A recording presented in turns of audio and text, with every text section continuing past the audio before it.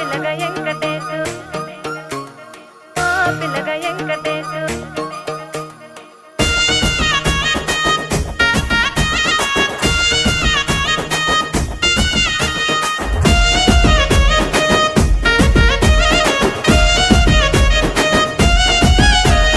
చిత్రాల మనసు నాది చిన్నగా పోతుంటావో చూడక పోతుంటావో ఇంట్లో చిన్నదాన్ని నేను చిత్రాల దాన్ని